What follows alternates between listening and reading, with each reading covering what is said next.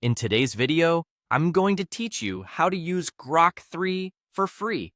Whether you're a beginner or just looking to make the most out of this tool without spending a dime, you're in the right place. So let's dive right into it.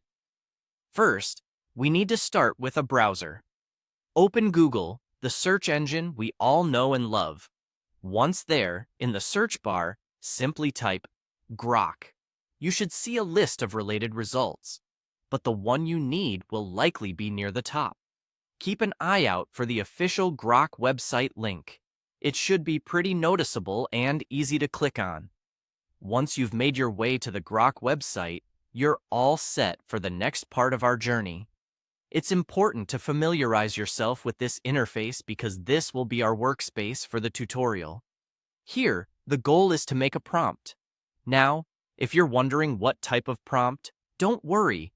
It's as simple as trying out any query or topic you're curious about. Think about what you want to explore or what insights you seek using Grok.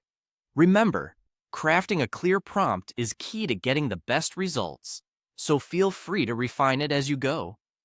All right, with your prompt ready to go, you now need to find the Submit button.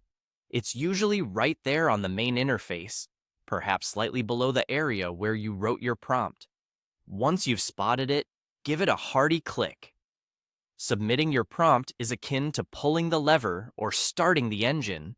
This is where the magic begins, and you'll start getting responses from Grok. That's basically the process. It's straightforward, isn't it?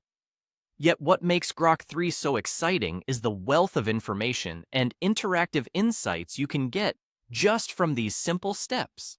It's all free and at your fingertips, ready to enhance your understanding or inspire your next big idea. As you explore, feel free to play around with different prompts.